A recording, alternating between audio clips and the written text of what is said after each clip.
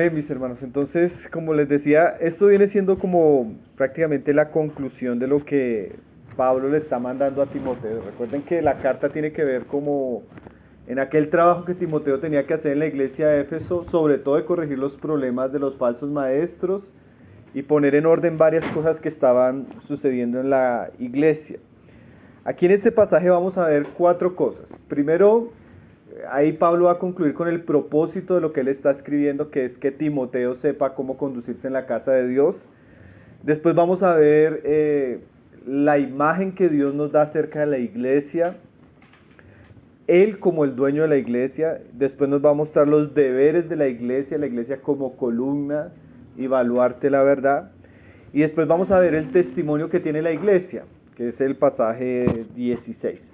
Entonces es un pasaje de cierre, pero tiene cosas bien interesantes que vamos a mirar, sobre todo para entender el contexto de la carta. Son como asuntos de conclusión. Aquí Pablo en este capítulo hace un giro, él termina una idea y el capítulo 4 comienza a hablar nuevas cosas. Entonces aquí él está terminando lo que veníamos hablando. Entonces dice el verso 14, dice: esto te escribo, aunque tengo la esperanza de ir pronto a verte. O sea, Pablo tenía la intención de pronto de alcanzar a visitar a Timoteo en la iglesia de Éfeso, en la ciudad de Éfeso, pero mientras tanto, él le escribe para que Timoteo vaya avanzando en el trabajo que él está haciendo en la ciudad.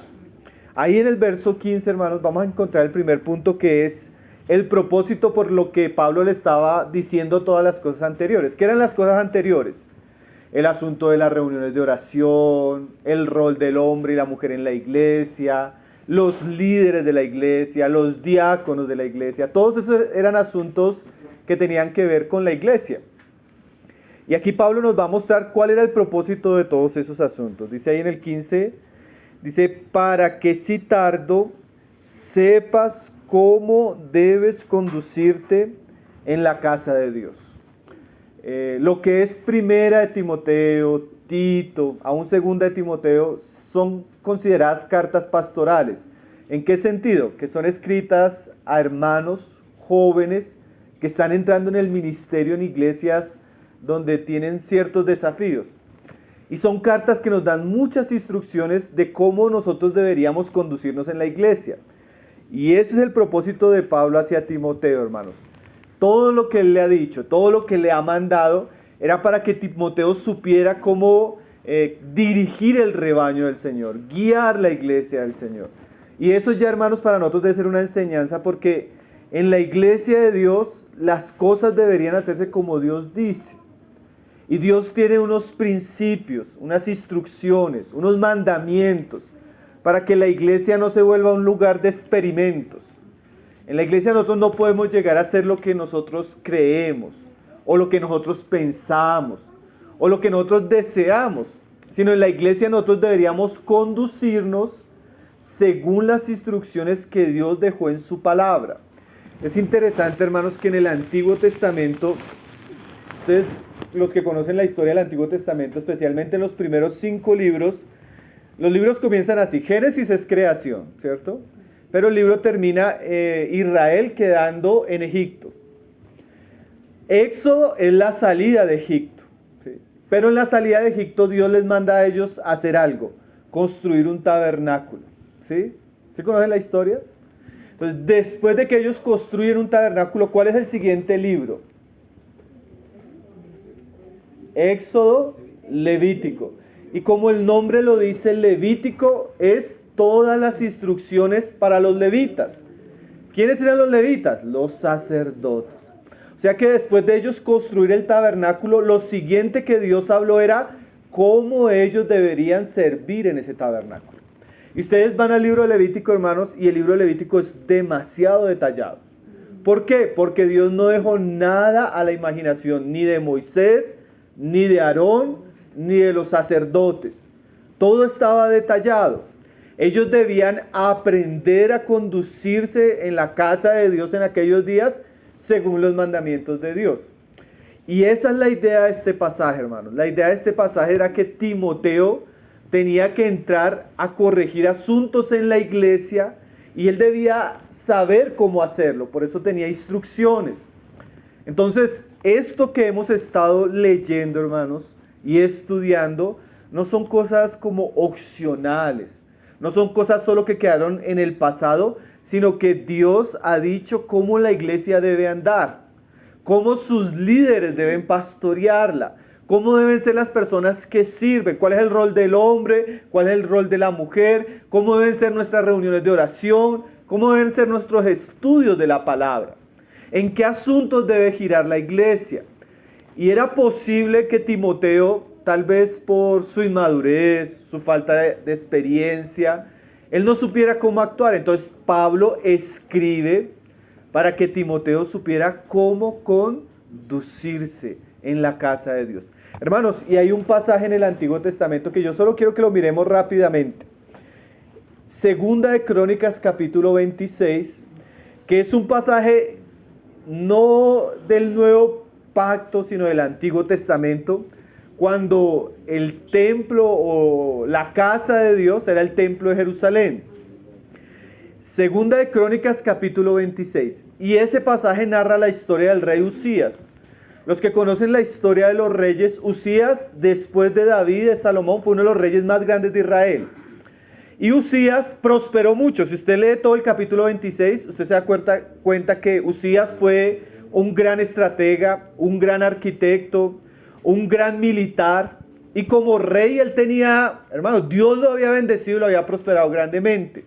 Pero en aquellos días, volvemos al principio que estamos viendo en el pasaje de Timoteo, los reyes simplemente gobernaban el aspecto civil de la nación de Israel. El aspecto religioso, que incluía el templo, con todo lo que se hacía en el templo, era oficio de los sacerdotes.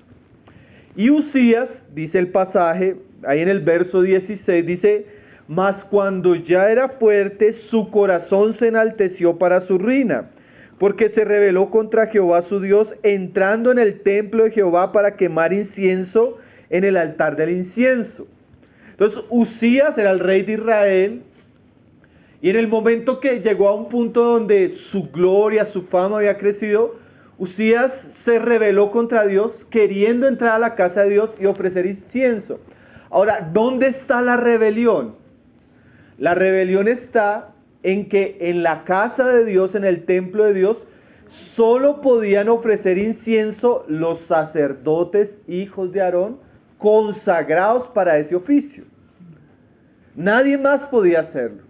Si alguien entraba en la casa de Dios y actuaba indecorosamente, los sacerdotes tenían que matarlo, porque ellos, además de ser sacerdotes, ellos eran guardianes de la casa de Dios. Entonces imagínense que entre el rey a ofrecer incienso y en un acto de rebelión. ¿Por qué acto de rebelión, hermano? Porque la Biblia no se lo permitía. La palabra era bien clara, que solo los sacerdotes. Entonces dice ahí en el verso 17: y entró tras él el sacerdote Azarías y con él 80 sacerdotes de Jehová, varones valientes, y se pusieron contra el rey Usías y le dijeron: no te corresponde a ti, oh Usías, el quemar incienso a Jehová, sino a los sacerdotes hijos de Aarón, que son consagrados para quemarlo. Sal del santuario, porque has prevaricado, y no te será para gloria delante de Jehová Dios. O sea, los sacerdotes entendían la palabra y le dijeron: Usías, no puedes hacer eso. O sea, tú no puedes, como en el lenguaje que estamos leyendo, tú no puedes conducirte en la casa de Jehová como tú quieras. La casa de Jehová tiene unas instrucciones, unos mandamientos. Por más que seas el rey, por más que en muchos aspectos tengas gloria, tengas fama, tengas poder, la casa de Jehová tiene unos principios, tiene unos mandamientos. Pero Usías, en su orgullo, se rebeló contra eso. Y mire lo que sucedió en el verso siguiente. Dice en el 19: entonces Usías, teniendo en la mano un incensario para ofrecer incienso, se llenó de ira. Y en su ira contra los sacerdotes, la lepra le brotó en la frente delante de los sacerdotes en la casa de Jehová, junto al altar del incienso. Inmediatamente Usías se llena de rabia y de orgullo, inmediatamente Dios lo hiere con lepra. Y saben que si usted lee el pasaje de allí en adelante, él en ese momento ya no pudo seguir reinando. Y nunca más entró a la casa de Jehová porque quedó leproso. Y los leprosos ya no podían entrar a la casa de Dios. Hermanos, ese pasaje es una lección importante de que ya el Antiguo Testamento nos mostraba que los hombres no podían entrar a la casa de Jehová y actuar de la manera que ellos quisieran, porque la santidad de Dios, su solemnidad y su palabra regulaba todo lo que se hacía en la casa del Señor. Usías, en un acto prepotente, arrogante, quiso hacer las cosas a su manera y Dios lo juzgó. Porque solamente quiero que miremos este pasaje para que veamos, hermanos, que cuando Pablo le dice a Timoteo, Timoteo, esto te lo digo para que sepas cómo conducirte, era porque Pablo, en su contexto judío, en su entendimiento de la palabra, Pablo entendía que la casa del Señor en este tiempo, la iglesia, era un asunto también santo. Y los hombres no podían conducirse de cualquier manera. Y si los hombres arrogante y atrevidamente entraban a la casa del Señor y actuaban prevaricando la casa de Jehová, el juicio del Señor venía. Hermano, entonces es una prepotencia cuando usted habla con un hombre, cuando usted habla con una mujer, y ellos dicen, no, pero es que en la iglesia del Señor hay libertad. Hermanos, pues la libertad no es una libertad para la carne, no es una libertad para pecar contra la palabra, ni para pasarnos por altos mandamientos que son claros. Entonces, cuando la Biblia dice, los diáconos tienen que ser así, los ancianos tienen que ser así, las mujeres tienen que ser así, las reuniones de oración tienen que ser así. Si nosotros nos saltamos eso, menospreciamos lo que ha dicho Dios y actuamos arrogantemente, caemos leprosos. Por eso a veces hay tanto pecado y tanto juicio en la iglesia de Dios, porque usted no puede saltarse la palabra de Dios y quedar inocente. La lepra aparece de muchas maneras, hermano. La lepra es una figura del pecado. Cuando los hombres de Dios saltan el mandamiento de Dios, generalmente aparece la lepra. Por eso hay tanto leproso en medio del mundo cristiano. Porque teniendo la palabra, teniendo las instrucciones, pensamos que podemos actuar de cualquier manera. Entonces las instrucciones que estamos leyendo en 1 de Timoteo son importantes porque nosotros no podemos hacer en la iglesia del Señor como queramos, hermanos. Nosotros tenemos que aprender a conducirnos. Nosotros debemos saber cómo Dios ha dicho que se deben hacer las cosas en la iglesia. Muchos pecan por arrogancia, otros pecan por ignorancia. Pero igual es un pecado. Es un pecado. Aquí, ¿cuál fue la gravedad? Que a Usías se le dijo, Usías, no puedes hacerlo. Y aún escuchando la exhortación, se enardeció. ¿Sí? Se enardeció. Nosotros debemos tener cuidado porque a veces, por ejemplo, hablábamos del pastorado femenino. Y usted llega a decirle a una pastora, la Biblia no habla de pastoras. La Biblia le prohíbe a las mujeres tener autoridad en la iglesia sobre el varón. Y hay muchos que ya cuando usted decir eso, usted se gana un problema, ¿no, hermanos? ¿Sí? Pero la Biblia tiene instrucciones, hermanos, que no podemos pasar por alto. Y la figura del Antiguo Testamento es muy interesante. Si la sombra, porque el Antiguo Testamento era una sombra, esa casa era una casa terrenal. Esa casa había sido hecha de materiales humanos. Ahora la iglesia del Nuevo Testamento es una casa celestial, hecha con el sacrificio y la muerte del Señor Jesucristo. ¿Cuánto más Dios no velará por su casa ahora? ¿Cierto? Entonces, debemos aprender a conducirnos en la casa del Señor, amados. Y eso es lo que está haciendo Pablo con Timoteo. Entonces, volvamos al pasaje de 1 Timoteo 3:15, donde dice Pablo, para que si tardo sepas cómo debes conducirte en la casa de Dios. Entonces en la casa de Dios, en la iglesia de Dios, que no es un lugar físico, sino la iglesia es aquella suma de todos los hijos de Dios reunidos en torno al Señor Jesucristo. Nosotros debemos saber cómo conducirnos como ancianos de la iglesia, como diáconos en la iglesia, en las reuniones de la iglesia, en la comunión los unos con los otros. La Biblia es bien clara de cómo debemos nosotros caminar en medio de la casa de Dios. Cuando nosotros no tenemos esa sabiduría, a veces pecamos. Entonces Salomón decía ahí en Eclesiastés 5, cuando te acerques a la casa de Dios, guarda tu pie. Es una instrucción de hazlo con temor, no lo hagas de cualquier manera. No ofrezcas la oración del necio, dice Eclesiastés. Hasta para orar en la iglesia de Dios hay que tener sabiduría, hay que tener el Espíritu Santo, hay que tener entendimiento de la palabra para hacerlo bien. Entonces lo primero que encontramos en este pasaje es la conclusión de la instrucción que Pablo viene dando.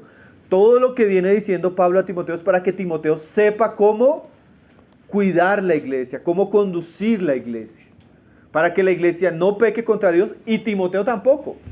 ¿Sí? Timoteo tampoco. Y pues obviamente nosotros, hermanos.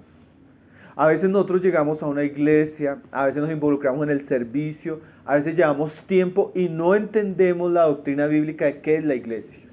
¿Cómo son las reuniones de la iglesia? ¿Cómo son las prácticas sanas de una iglesia? ¿Cómo es el liderazgo de una iglesia? ¿Cuál es el servicio de la iglesia? ¿Cuál es la misión de la iglesia según las Escrituras? Todo se vuelve a nuestra imaginación. Hermanos, hay mucha imaginación hoy en el servicio cristiano. Hay mucha visión, hay mucho sueño, hay poca instrucción bíblica. Y eso hace el servicio en muchas iglesias hasta peligroso. ¿Por qué lo hacemos así? No, porque el pastor me dijo. ¿Y hay algún sustento bíblico? ¿Hay algún sustento bíblico que muestre que eso se debe hacer de esa manera? ¿Sí? No es que me pareció, no se trata de que nos parezca o no nos parezca, hermanos. Las cosas tienen que tener fundamentos. Entonces, ahora vamos a ver lo segundo, que es la imagen que Pablo presenta de la iglesia en este pasaje. Dice ahí, para que sepas cómo debes conducirte en la casa de Dios, que es la iglesia del Dios viviente. Entonces Pablo está diciéndole a Timoteo que la iglesia, los santos ahí en la ciudad de Éfeso, era la iglesia del Dios viviente. ¿Qué significa? Esencialmente, hermanos, la iglesia pertenece a Dios. La iglesia no es una institución humana. La iglesia no es algo que crearon los hombres. La iglesia es de Dios, su carácter es divino. Cristo murió por ella. Hermanos, una iglesia no necesita tener la aprobación del gobierno para ser iglesia. A César se le da lo que es del César, a Dios lo que es de Dios. La iglesia surgió en el momento que Cristo resucitó. Es fruto de su sacrificio. Es Dios que la establece. Así el gobierno se opusiera en contra de la iglesia es la iglesia de Dios. No es una institución humana. ¿Sí? Y es importante entender eso. La iglesia no es una organización de hombres, aunque está compuesta por hombres. ¿Sí? La iglesia es la iglesia de Dios. Pertenece a Dios. Cristo la compró por su sangre. Hermanos, y hay definiciones que son obvias, pero es importante volverlas a recordar. La iglesia no es la iglesia de un liderazgo. Ningún pastor tiene una iglesia, hermanos. Dios pone hombres para que sirvan en su iglesia, pero la iglesia no es de esos hombres. Pablo nunca dice mi iglesia en Antioquía o mi iglesia en Éfeso. La iglesia es de Cristo. Porque para que algo sea suyo usted tiene que comprarlo. Y el que pagó el precio por la iglesia fue Cristo en la cruz. Aún los servidores, somos esos, servidores. Pero no es nuestra iglesia. Como yo le decía a unos hermanos, ni de las sillas somos dueños. Nada es nuestro. Todo es de Cristo. Y nosotros hemos sido puestos a servir. Pero la iglesia es de Dios. Usted anótelo los que toman notas. Primera de Corintios 1:1 dice, a la iglesia de Dios en Corintio. ¿Es la iglesia de quién? De Dios. No es la iglesia del pastor tal. No es la iglesia del pastor tal. Es la iglesia de Dios en Corintio. Ustedes recuerdan cuando Jesús preguntó, ¿qué dicen los hombres que soy yo? No, unos dicen que eres Juan, algunos los profetas. ¿Y ustedes qué dicen? Tú eres el Cristo, el Hijo del Dios. ¿Recuerdan ese pasaje? Y el Señor le dice, sobre esa revelación yo voy a edificar mi iglesia. Hermanos, es muy peligroso que nosotros queramos ocupar el lugar de Cristo con la esposa. La iglesia solo tiene un esposo, y ese esposo es Cristo. Solo tiene un dueño. Entonces la iglesia no es de hombres, es de Dios. Cristo la compró con su sangre. Tampoco es la iglesia de la iglesia, porque a veces los hermanos hablan, es que esta es nuestra iglesia. ¿Sí? Hay un lenguaje que a veces no es normal. No es nuestra iglesia, no es ni del liderazgo ni es de nosotros. Es la iglesia de Dios. ¿Sí? Y tampoco es la iglesia de otra iglesia. Es que a veces nosotros tenemos ese lenguaje, ¿no? Esta es la iglesia, no es la iglesia de la iglesia, es la iglesia de Dios. Porque ¿qué pasa, hermano? Cuando es algo mío, pues yo decido sobre lo mío. Pero es que en este caso es la iglesia de Dios. Y Dios cela por su casa. Y Dios gobierna su casa. Dios legisla su casa a través de su espíritu y de su palabra. ¿Sí? Entonces Pablo no le está diciendo a Timoteo, Timoteo, te dejé en Éfeso para que edifiques tu iglesia. ¿Cierto que no? No. Estás trabajando en la iglesia de Dios. Hermano, la iglesia, cada uno de los que somos redimidos por la sangre de Cristo, somos parte de un cuerpo espiritual, de una familia, cuyo dueño es Dios. Cuyo dueño es Dios. Nosotros no podemos, eso fue lo que hicieron los judíos. ¿Sabe qué hicieron los judíos? Cuando Cristo vino, Él usó una parábola. Dice que un señor contrató unos siervos. ¿Ustedes conocen esa parábola? Y en el momento envió a uno de sus criados para pedir los frutos de esa tierra. ¿Y qué hicieron aquellos siervos malos? Cogieron y golpearon a uno de sus siervos y a otros los enviaron. Entonces dice, voy a enviar a mi hijo. Porque si ven a mi hijo, van a hacer caso, dice que la parábola. Cuando vieron al hijo, dijeron, matémosle y enseñoremos. Ellos se enseñorearon de las cosas que eran de Dios, hermano. Nosotros debemos tener corazones de siervos y entender que realmente Dios está haciendo una obra gloriosa en su iglesia y algunos nos pone a servir en una otra cosa, pero es la iglesia de Dios, pertenece a Dios, ¿sí? Es exclusiva de Él. Él gobierna sobre su iglesia, Él ama su iglesia. El lugar central del universo para Dios es su iglesia. Todo su propósito, todo su trabajo, su mirada está en aquel pueblo que Él está edificando para hacer su reino eterno. Dios no está atendiendo a los grandes negocios de las naciones, Dios no está mirando las grandes ciudades, Dios no está mirando las cosas temporales que los hombres están haciendo en estos tiempos. Él está viendo aquel pueblo que está creyendo en el Evangelio, que está siendo conformado a Cristo y que va a ser la esposa con la cual su hijo se va a casar eternamente. Ese es el proyecto de Dios. Sus ojos, su trabajo, su mirada está atenta a ese pueblo que él llama su iglesia. ¿Sí? Y eso, hermanos, eso nos da un lugar a nosotros importantísimo en el proyecto de Dios. Él nos ha redimido para algo glorioso. ¿Sí? Entonces, esa obra que Él está edificando es su casa, su familia, su pueblo, su iglesia, su rebaño. La Biblia usa muchos lenguajes para referirse a ese pueblo. Pero siempre en todos los lenguajes que Él usa, Él es la cabeza, Él es el dueño. Y nosotros debemos entender eso. ¿Por qué, hermanos? Porque según lo que Pablo le viene diciendo a Timoteo, los falsos maestros no podían entrar a dañar la iglesia de Dios. Y Timoteo tenía que cuidar la iglesia de Dios. ¿Por qué? Porque era de Dios. Y cuando nosotros comenzamos a entender eso, vamos a tener un amor por esa iglesia y un celo. La medida que un cristiano crece, y eso es importante, en su relación con Dios, él va adquiriendo un amor, una preocupación y un anhelo por el pueblo de Dios también. ¿Sí? Es difícil encontrar un verdadero cristiano que no ame a la iglesia del Señor, que no sufra, que no se alegre con lo que Dios está haciendo. ¿Sí? Es muy raro encontrarse un cristiano que puede andar con Dios y es indiferente a la iglesia de Dios. ¿Sí? Porque Cristo está edificando su iglesia y en la medida que Cristo crece en nosotros, surge un amor, una preocupación por lo que él llama su iglesia. Hermanos, si no es el salón, es una preocupación por las personas que Cristo compró, que Cristo redimió, que Cristo está transformando para que sean semejantes a Él. ¿Sí? Yo una vez vi un programa creo que era de este ministerio de mártires, y creo que era en México, en un lugar donde hay persecución a los cristianos, y les quemaron el templo a los hermanos.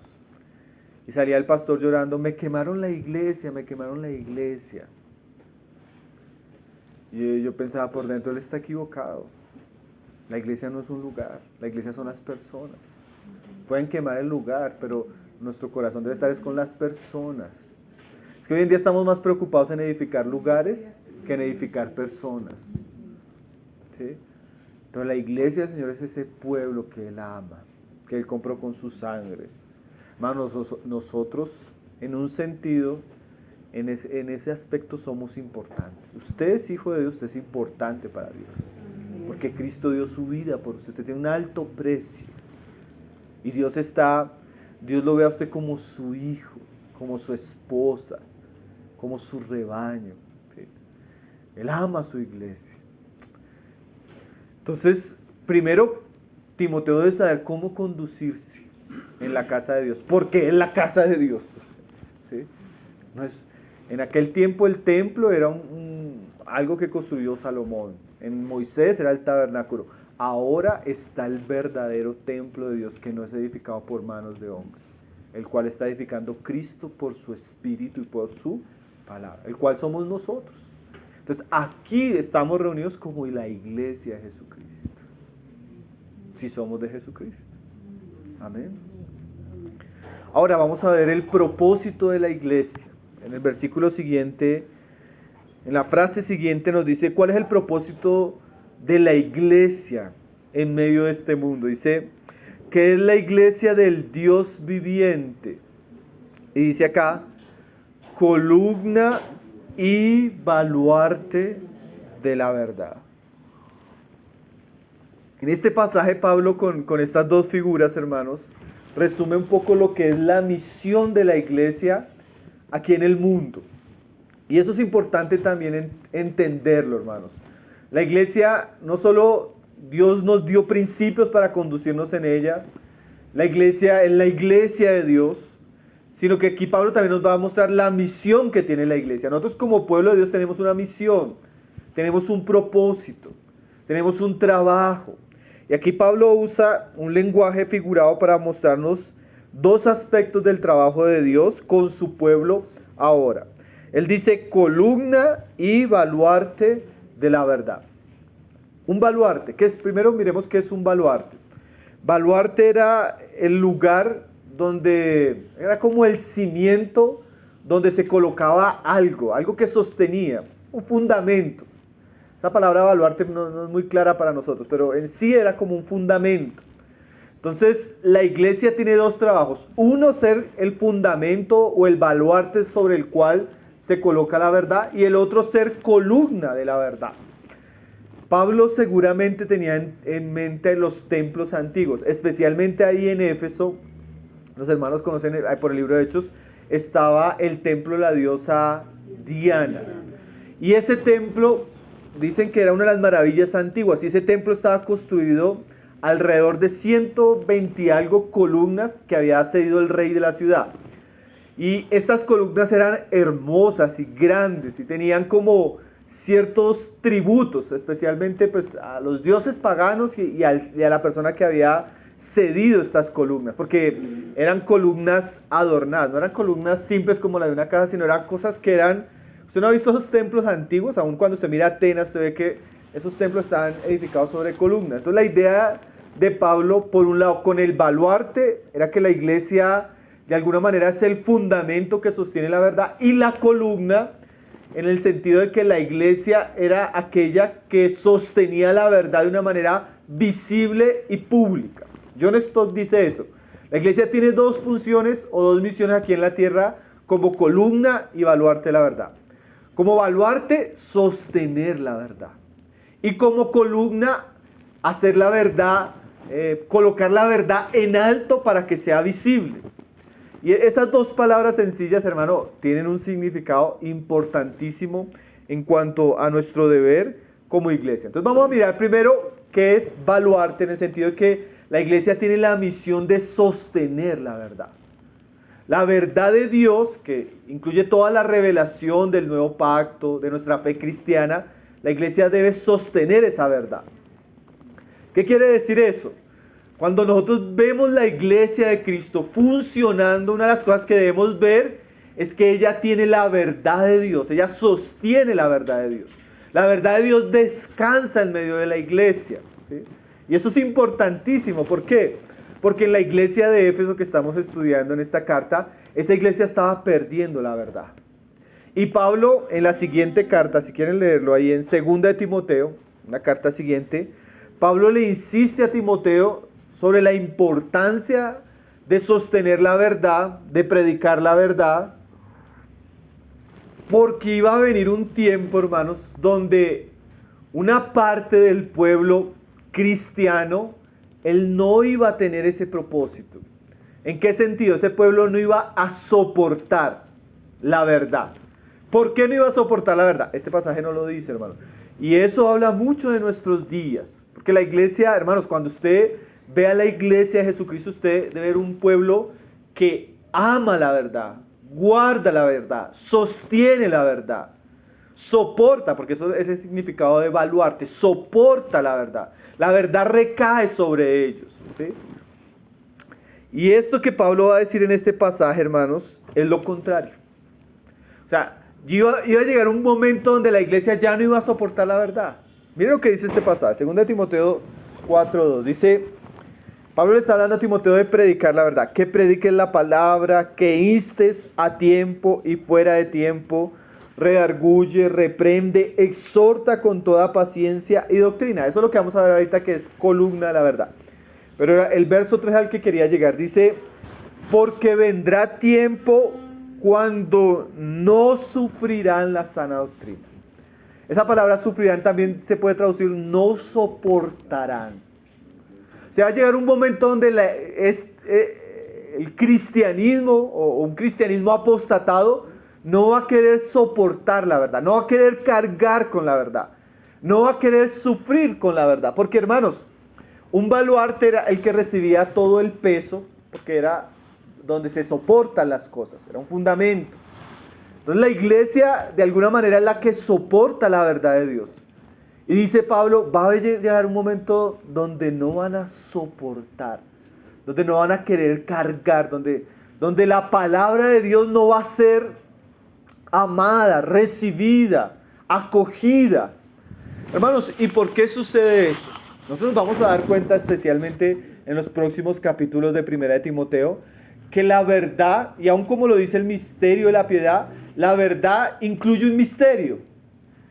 La verdad de Cristo implica que esa verdad produce piedad. Ese es el misterio de la piedad. Cristo conocido, Cristo predicado, produce transformación y piedad en la vida de las personas. Entonces, en sí la verdad tiene un peso, tiene una gloria, tiene un mensaje, tiene un efecto. ¿Y qué es lo que sucede cuando Pablo dice que van a haber personas que ya no van a soportar eso? No van a querer cargar con eso, no van a querer oír eso, porque la verdad tiene un peso. Yo hace poco, para que ustedes me entiendan un poco la idea, yo estaba en Chile. Entonces me acercó una hermana que yo no conocía, pero ella sí nos conocía hace años porque ha escuchado mucho la página. Entonces me dice, ¿saben qué, hermano? Un día mi esposo puso una predicación suya. Y yo comencé a escuchar esa predicación y era sobre la familia. Y ella me dijo, hermano, apenas yo comencé, yo no llevaban 5 minutos de lo que yo estaba escuchando y me pareció tan fuerte que yo me paré de la silla y me fui. Me pareció un mensaje pesado, duro. Y ella dice que ya, mientras iba caminando hacia el cuarto, ella sintió que el Señor le dijo al corazón, tienes comezón de oír la verdad. No estás dispuesta a soportar la verdad. Y ella dice que en ese momento se sintió redargüida y se devolvió para la sala. Dijo, no, Señor, yo no quiero tener comezón de tu verdad, yo quiero escuchar tu verdad. Y ella dice que se sentó a escuchar y que la palabra que escuchó la impactó tanto que eso cambió su vida familiar tremendamente. Pero dice, hermano, pero esa palabra me pareció pesada. Esa es la idea acá de que no van a soportar. Hermano, cuando la palabra de Dios se predica fielmente, la palabra de Dios es pesada. La palabra de Dios es seria, es santa. Es una bendición, pero es una bendición que incluye un peso. ¿Sí? Y la iglesia tiene que soportar, porque la iglesia es baluarte la verdad. La iglesia no está para entretener las personas. La iglesia no está para prometer cosas que la Biblia no promete. La iglesia no está para acariciar los oídos de las personas con lo que ellos quieren recibir. Dios te va a bendecir, Dios te va a sanar, Dios te va a prosperar. Solo tienes que diezmar. Eso es un mensaje cómodo, fácil, pero no es verdadero, hermanos. Porque cuando usted comienza a predicar el evangelio de Cristo, centrado en Cristo, que llama al arrepentimiento, que llama a la fe verdadera, que llama a la consagración, a la santidad, a despojarnos de nuestra ambición personal y mirar lo eterno, lo celestial, ese es un mensaje diferente, ¿cierto, hermanos? Y a veces la gente no quiere soportar, pero hermanos, la iglesia debe ser el baluarte, la verdad.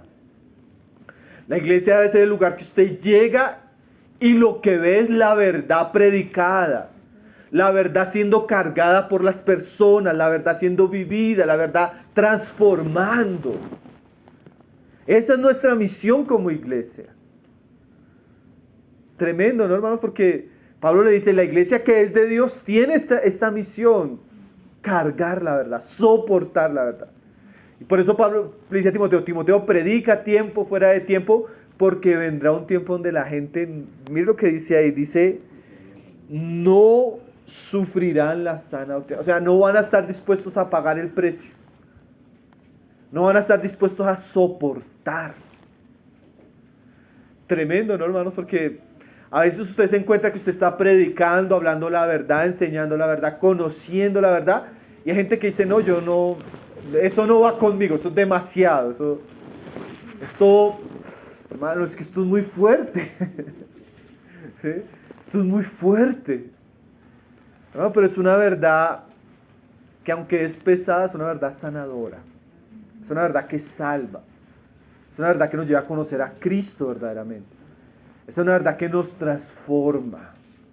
Es una verdad que nos hace cada vez más apuntar nuestros corazones a algo mucho más glorioso. Entonces, es una verdad que tiene peso y tenemos que aprender a soportarla. Esa palabra, hermanos, cuando dice ahí, no sufrirán. Mire lo que dice ahí, sino que teniendo comezón, ¿sabe qué es comezón? Del que a usted le molesta, que a usted le incomoda, que usted se siente redarguido, que usted siente que estos hermanos son muy pesados, muy fuertes, pero hay que tener cuidado porque a veces nuestro corazón necio, nuestra carne, tiene esa inclinación. A veces uno escuchar a las personas, no, es que a mí me gusta ir a tal lugar porque me gusta, y no es tanto si me gusta, sino si estoy conociendo la verdad. No es tanto si me agrada naturalmente, sino si yo estoy conociendo a Cristo y la verdad de su palabra allí. ¿Sí? Un hermano, yo leía una frase en estos días que decía un hermano, mejor una verdad difícil, decía él, que una mentira fácil. O yo no sé si a usted le gusta que le mientan. Nosotros estamos estudiando en la iglesia la epístola a los Efesios, ¿no? Guerra espiritual, estamos en el capítulo 6. Y ese comentario hablaba de las mentiras de Satanás.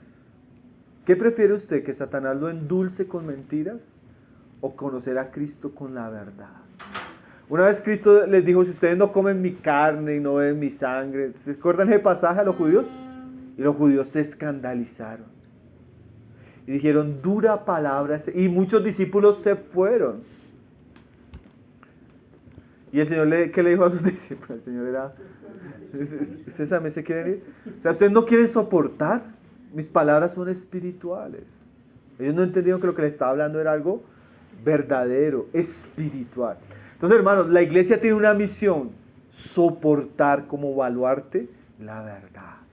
Nosotros debemos amar la sana doctrina, estar dispuestos a cargarla, y no solo es oírla, porque también usted puede llegar y oír y bonito, pero sale y vive de manera diferente. Ese soportar implica que esa verdad nos transforme, que esa verdad nos lleve a vivir la manera que Dios quiere que vivamos, que esa verdad sea visible en medio nuestro. Cuando usted pone un fundamento, usted pone algo y eso lo soporta, usted ve lo que está, usted no ve el fundamento, pero ve la verdad que está cayendo sobre él.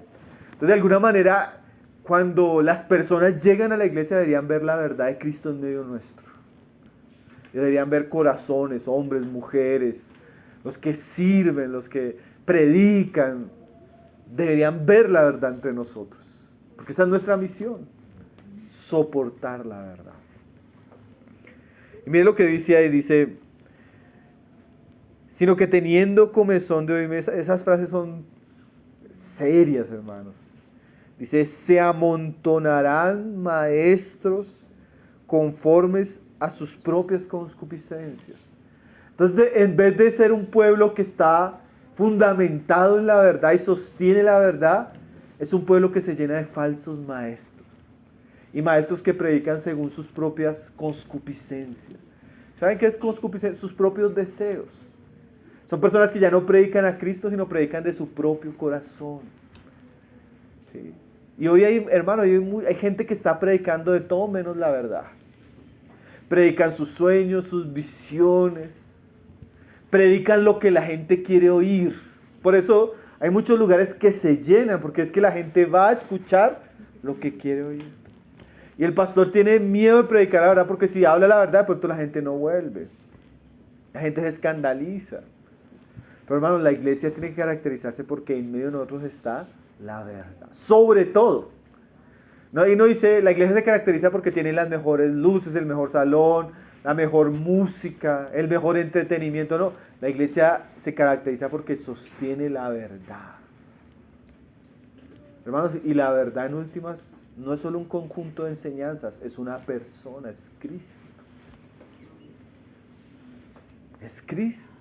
Cuando las personas llegan, nosotros deben ver a Cristo en toda su plenitud, como lo vamos a ver ahora. Entonces, hermanos, necesitamos estar dispuestos a soportar el peso de como decía John Hughes, ama la verdad, vive la verdad, predica la verdad, defiende la verdad, porque el que no habla la verdad, traiciona la verdad. Entonces el Señor nos ayude, ¿no? El Señor nos guarde de ser ese pueblo que no soporta, que tiene comezón, ¿sí? Y la otra palabra era columna. La columna daba la idea, como decía ahora mis hermanos, de colocar en alto la verdad. El baluarte da la idea de sostener la verdad como fundamento. La columna da la idea de poner la verdad en alto. ¿Sabes? Esas columnas, digamos, del palacio, que son altas y que tienen mensajes, esa es la idea de la columna. La columna sostiene algo, pero sostiene algo en alto. Entonces la iglesia no solo carga la verdad, sino proclama la verdad, anuncia la verdad. En la iglesia usted va a conocer la verdad de Cristo, su palabra. Y la iglesia tiene que tener ese trabajo. La iglesia no puede esconder la verdad. Hay cosas que a veces la Biblia usa, por ejemplo, las raíces para hablar de alguna verdad espiritual. ¿Sí? Por ejemplo, de nuestra vida interior, nuestra vida espiritual. Pero aquí Dios no está usando la figura de algo escondido, está usando la figura de algo visible, alto, público. ¿Por qué? Porque la iglesia tiene el deber de proclamar la verdad, como columna de la verdad. Tiene el deber de anunciar que la verdad sea visible, como nosotros estuvimos estudiando Habacuc, y ese pasaje de Habacuc que dice, coloca la visión, ¿sí? En tabla, escribe la visión para que el que pase la pueda ver, ¿no? ¿Ustedes han leído ese pasaje? Ese pasaje da la idea de esto. La palabra, la verdad no puede ser puesta en oculto, tiene que ser puesta en alto. Cosa que las demás personas vean la verdad. Entonces la iglesia es un lugar donde cuando la gente llega, más que ver hombres carismáticos, más que ver otras cosas. La gente cuando llegue debería ver la verdad de Cristo.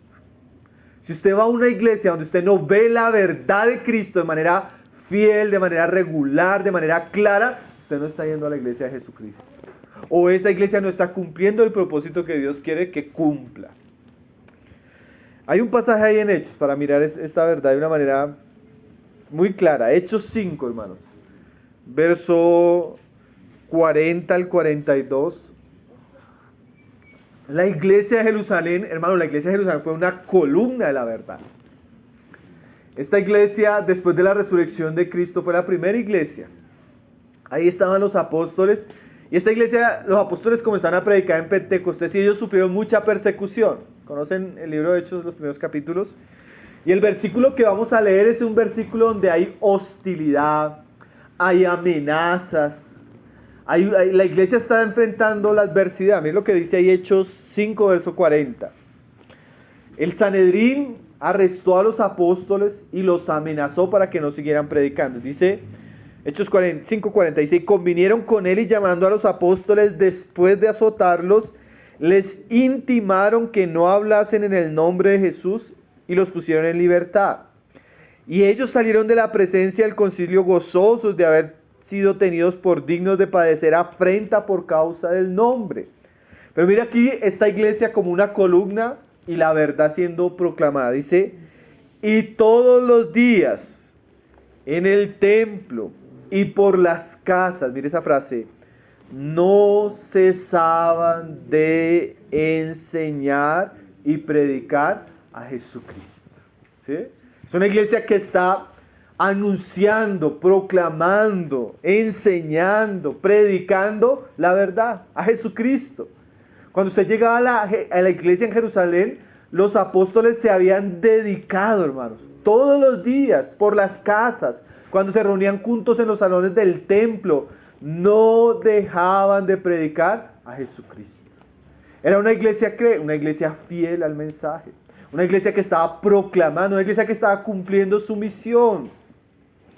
Estos hombres no se enredaron en cosas, estos hombres estaban enfocados en ¿qué? Anunciar el mensaje. Entonces, hermanos, nosotros como iglesia de Cristo, por un lado tenemos que soportar la verdad como baluarte de la verdad, pero por otro lado como columna tenemos que dar testimonio de esa verdad.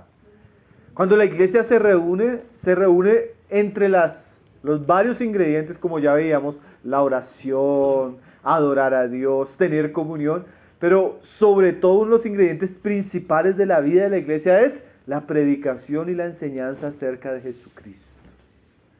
Eso es un trabajo, eso es un deber, y ese deber no debe ser silencioso ni tímido. Miren que en el contexto ellos estaban siendo amenazados, les prohibieron, los golpearon, los amenazaron que si ellos seguían predicando a Jesucristo iban a tener problemas. ¿Y qué hicieron ellos? ¿Se escondieron? No, hermano. Ellos tenían un deber de parte de Cristo. Ellos tenían un encargo. Ellos tenían una misión como siervos de Dios y como iglesia de proclamar la verdad. Entonces dice ahí que, hermanos, no cesaban. Hermanos, hay trabajos que la iglesia tiene y que no pueden parar.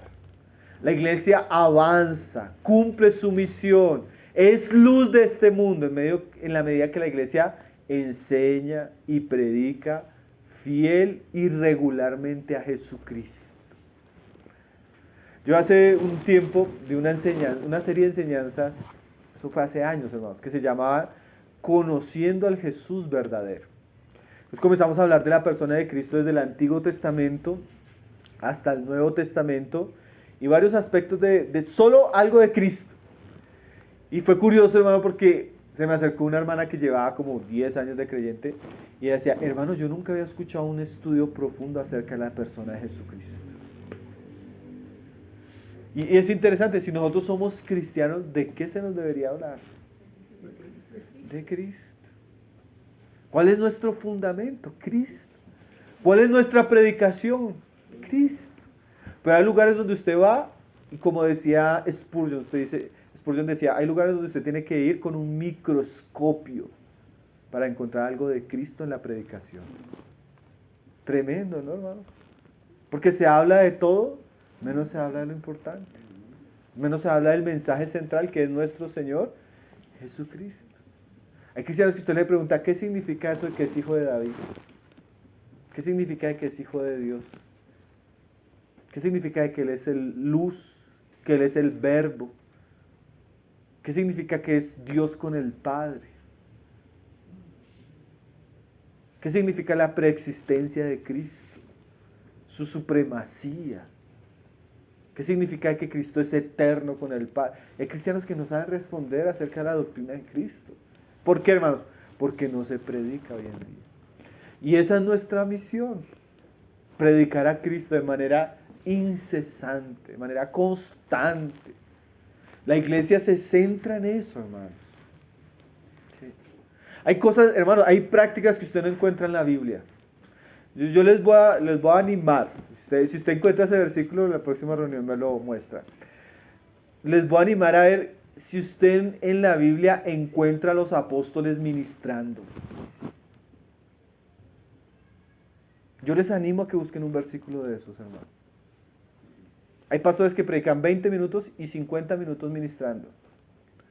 Hermano, busque un versículo donde encuentre alguno de los apóstoles ministrando, hermano. No lo encuentra, hermanos. No lo encuentra, hermanos. ¿Qué los encuentra haciendo? Predicando a Cristo.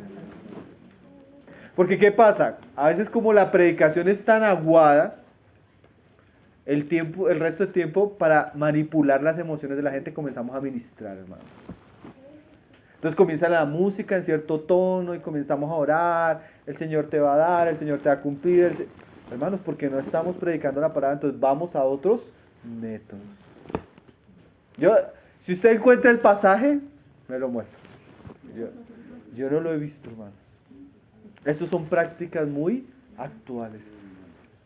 ¿Para qué ministrar si yo predico fielmente la palabra, hermanos? ¿Qué más espada? ¿Qué más instrumento que usa el Espíritu Santo para trabajar en el corazón, para consolar, para enseñar, para afirmar, para restaurar? ¿Qué más instrumento? ¿Sí? Pero hoy estamos llenos de cosas. ¿Saben qué es eso? A la luz del Antiguo Testamento estamos llenos de fuego extraño. Fuego extraño, hermanos. Y a los cristianos les encanta. Yo llego a la ciudad donde, hermano, deme la palabra del Señor, que el Señor le dio. ¿Sí? Están acostumbrados que les den palabra. No, la palabra está en la Biblia. La palabra que yo tengo para darle debe estar en la Biblia. Me disculpa si dije algo que si le toqué lo de la administración, pero de verdad yo me ponía a pensar, yo nunca, hermano, leyendo el Nuevo Testamento año tras año, nunca he encontrado esa práctica. Nunca he encontrado esa práctica. Muchas prácticas hoy en día que no las encuentro hasta en la Biblia. Entonces, primero, ¿cómo conducieron a la iglesia? ¿No? Porque la iglesia es la casa de Dios. Tercero, la misión de la iglesia. La iglesia tiene que, como baluarte, sostener la verdad y como columna, proclamarla. Ese es nuestro deber como iglesia. Y el último aspecto, que es el verso 16, que de alguna manera está ligado a esto que Pablo está diciendo, porque la iglesia tiene que sostener y proclamar la verdad. Pero ¿cuál es la verdad que la iglesia proclama? Es una verdad centrada en Cristo, en el Evangelio. Y ahora Pablo en el verso 16, hermanos, va a citar lo que se ha conocido en la historia de la iglesia como un cántico. Estos son uno de los primeros cánticos que tiene la iglesia acerca de Cristo. Y Pablo llama a esto, es como un resumen de lo que es el Evangelio. Posiblemente era un cántico de la iglesia primitiva. Entonces Pablo lo incluye para mostrar cuál era la verdad que proclama la iglesia. ¿Sí? Porque la iglesia es columna y baluarte de la verdad, pero ¿cuál es esa verdad? Entonces dice el verso 16. E indiscutiblemente grande es el misterio de la piedad. El misterio de la piedad, como decíamos, ¿qué es un misterio? Algo que estaba oculto pero que fue revelado. En el Nuevo Testamento ha sido revelado el misterio de Dios. ¿Cuál es el misterio de Dios? Cristo. Pero ¿por qué Pablo habla del misterio de la piedad? Porque la revelación de Cristo a los hombres, que la vamos a ver, ella produce piedad en los hombres. Ella produce salvación en los hombres. Ella produce vida en los hombres que reciben este misterio. Y hermanos, y este misterio, que es la verdad solemne que predica la iglesia, indiscutiblemente es grande. Indiscutiblemente es glorioso. Indiscutiblemente nosotros debemos conocer. Hermanos, estas son las verdades que nos hacen cristianos como iglesia. Estas son las verdades de nuestra fe.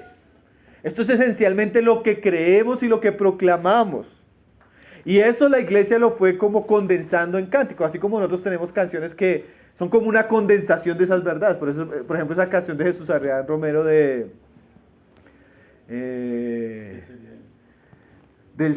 ¿cómo es?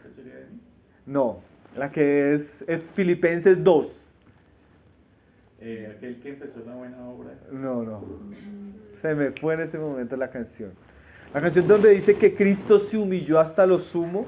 Por eso Dios lo levantó y le dio un nombre que es sobre todo nombre, para que en el nombre de Jesús se doble toda rodilla y toda lengua confiese que Jesús, ese es el Señor. ¿Se ha escuchado esa canción? Eso probablemente también era un cántico en aquella época, porque a veces los apóstoles escribían, este pasaje que vamos a leer es como un cántico de la iglesia primitiva, que condensa todas las verdades del evangelio que creemos, que es la verdad que anunciamos. Entonces mire el misterio de la piedad. Dice ahí, Dios fue manifestado en carne. Entonces la verdad del evangelio se centra en que Dios se hizo hombre. La segunda persona de la Trinidad habitó entre nosotros. ¿Sí? Se encarnó, siendo Dios dejó su gloria, se humilló a sí mismo para ser participante de la naturaleza humana. Y como hombre nació en el vientre de María, la Virgen. Como hombre creció en un pueblo. Como un hombre a la edad de 30 años se manifestó. Como un hombre hizo cosas maravillosas. Como hombre murió de manera expiatoria. Como hombre resucitó. ¿Sí? Dios fue hecho carne. Hermanos, la encarnación de nuestro Señor Jesucristo es de esas verdades fundamentales, esencial. Más adelante los gnósticos iban a decir, Jesús no era un hombre, sino Jesús era como una especie de apariencia, como un espíritu. Por eso Juan, allá en primera de Juan dice, todo aquel que niega que Jesús vino en carne es anticristo. Porque una de las verdades esenciales de nuestra fe es que Dios se hizo carne y habitó entre nosotros. Y lo comprueba la historia bíblica, pero también tenemos evidencia histórica de que Jesús no solo vino a este mundo, sino que partió la historia de este mundo. Nosotros no predicamos un fantasma ni un Dios lejano, sino aquel que la Biblia le llama Emmanuel, Dios con nosotros. ¿Sí? Y no solo eso, dice ahí, fue manifestado en carne y justificado en espíritu. ¿Qué significa justificado en espíritu? Significa que aquel que habría de venir, Dios había dicho desde el Antiguo Testamento que su Espíritu Santo estaría sobre él. ¿Sí? Por eso a él se le llama el ungido o el Cristo, porque la unción divina o el Espíritu de él, de Dios, iba a estar sobre él. ¿Se acuerda que Isaías decía eso? Entonces, Cristo nació por la obra del Espíritu Santo. Cristo a la edad de 30 años fue llevado por el Espíritu Santo al desierto para ser tentado. Cristo hizo muchísimos milagros y señales por la obra del Espíritu Santo. Cristo murió y dice la Biblia que Dios lo resucitó por el Espíritu Santo, declarando a todos que ese era su Hijo. Entonces, ¿qué significa justificado? El Espíritu Santo dio testimonio de que este era el Hijo de Dios. ¿Sí? Como con ningún otro hombre. Jesús es el ungido de Dios. Y el Espíritu Santo lo justificó. Justificado en el Espíritu Santo.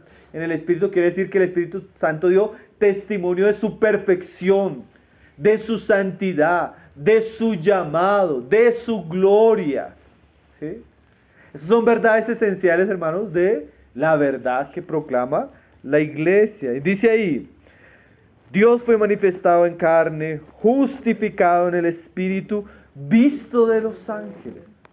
Si usted va a ver cuando Cristo nace, ¿se acuerdan ahí cuando vienen los pastores? ¿Qué ven los pastores? Ven los ángeles. Ven los ángeles adorando. ¿Sí?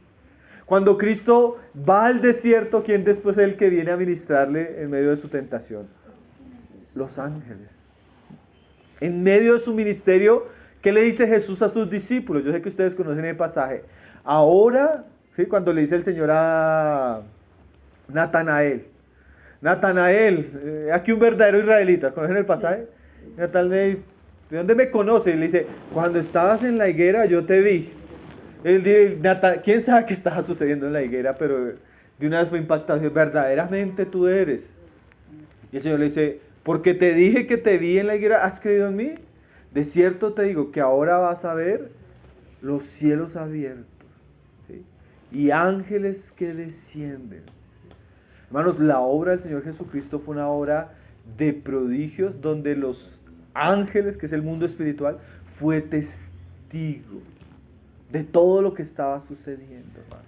Testigo de su muerte, testigo de su resurrección, testigo de su ascensión. Nosotros vemos los ángeles en la gloria en Apocalipsis cantando, digno es el Cordero. Los ángeles postrándose ante el Cordero de Dios, cantándole gloria a aquel que murió en la cruz. Entonces, Cristo fue hecho carne, Cristo fue justificado por el Espíritu, Cristo fue visto por los ángeles.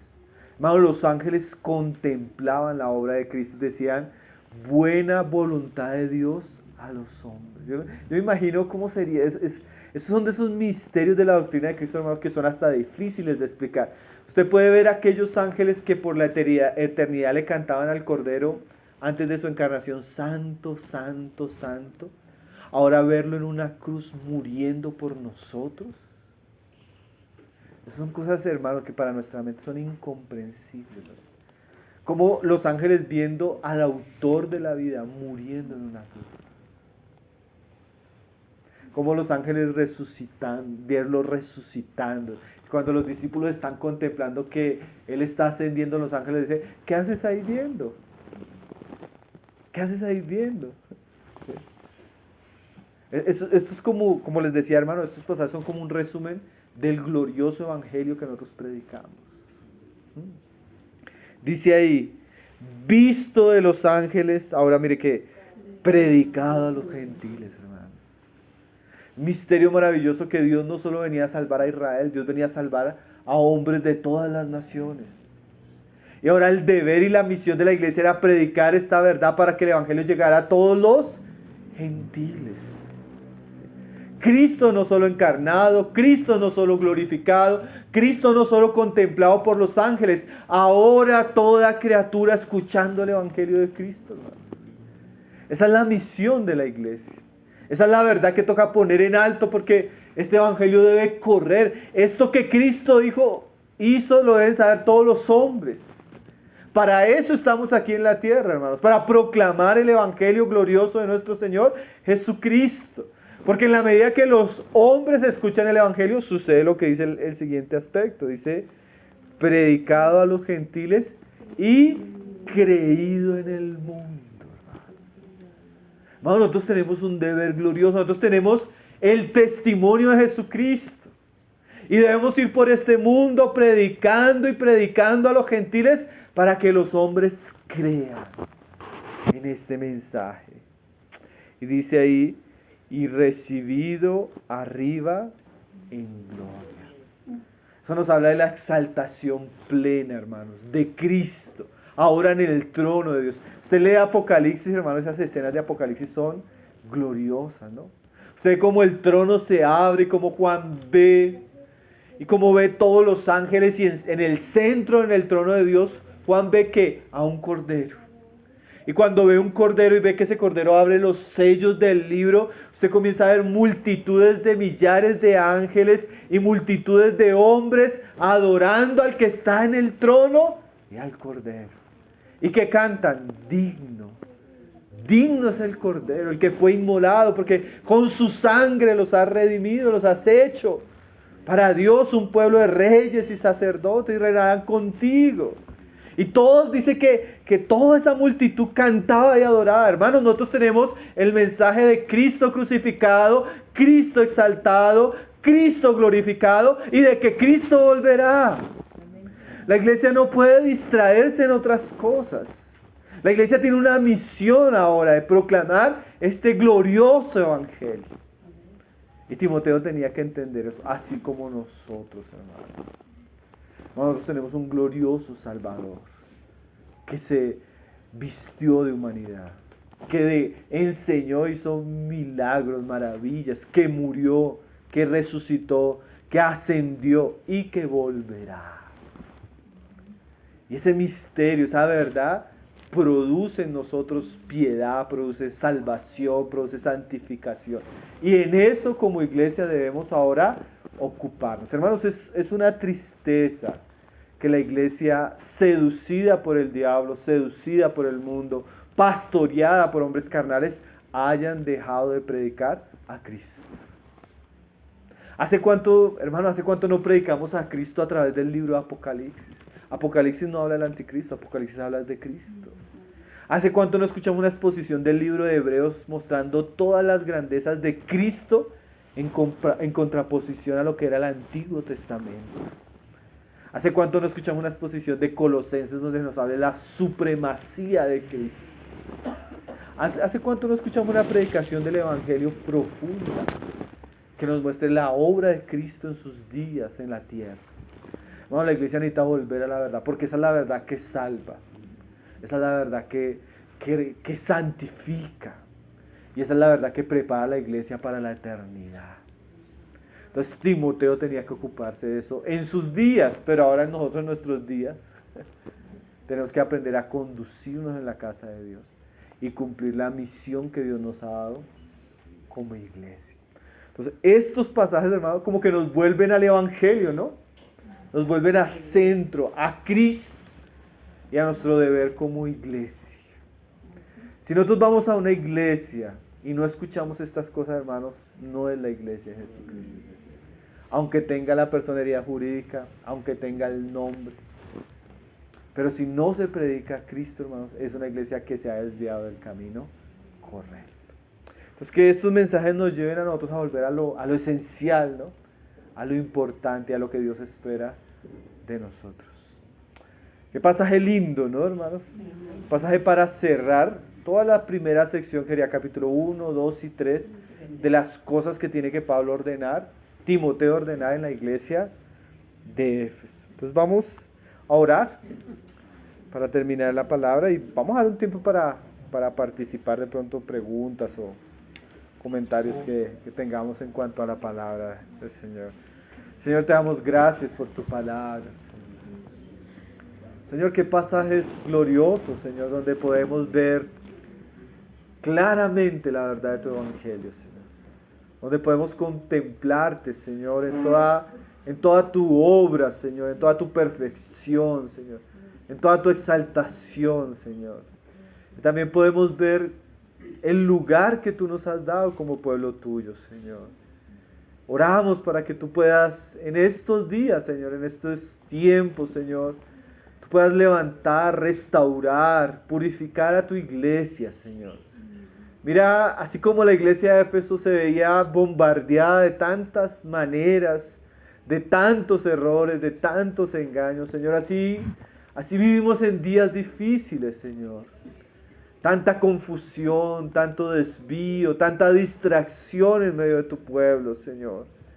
Pero oramos para que tú restaures tu iglesia, Señor. Oramos para que tú hagas una obra profunda en medio de tus hijos, en medio nuestro, Señor. Que nosotros podamos conocerte, Señor. Que nosotros podamos vivirte, que nosotros podamos amar tu verdad, la verdad de tu evangelio, Señor. Que nosotros mismos podamos anunciar tu evangelio con nuestras vidas, Señor. Que realmente tu iglesia pueda estar edificada, fundamentada sobre la verdad, Señor. Señor, abre nuestros ojos, abre nuestro entendimiento, Señor, para que podamos tener espíritu de revelación y de conocimiento acerca de ti, Señor. Líbranos de toda seducción, de todo engaño, Señor. Mira tantas distracciones en medio de tu pueblo, Señor. Mira tanto abuso en medio de tu pueblo, Señor. Oramos para que tu palabra corra, Señor, y para que la verdad de tu palabra haga libre a muchos, Señor. Muchos sean libres del engaño, muchos vengan al conocimiento pleno tuyo, Señor. Oramos para que tú levantes iglesias sanas, bíblicas, iglesias cristocéntricas, Señor. Iglesias que te conozcan y te anuncien, Señor. Gracias por estos tiempos, gracias por el estudio de tu palabra, Señor. Reconocemos que es una oportunidad que tú nos das, un privilegio, Señor. Oramos para que nos hagas fieles a lo que estamos oyendo, Señor. Queremos vivir, caminar, andar, Señor, conforme a lo que tú enseñas en tu palabra, Señor. Te doy gracias por cada uno de los que estamos aquí, Señor. Que tu palabra pueda dar fruto en nuestros corazones, Señor. Que tu palabra pueda transformar nuestras vidas. Que tu palabra pueda cumplir el propósito por el cual tú la envías, Padre. Lo oramos, lo pedimos, Señor, en el nombre de tu Hijo Jesús. Amén, Señor.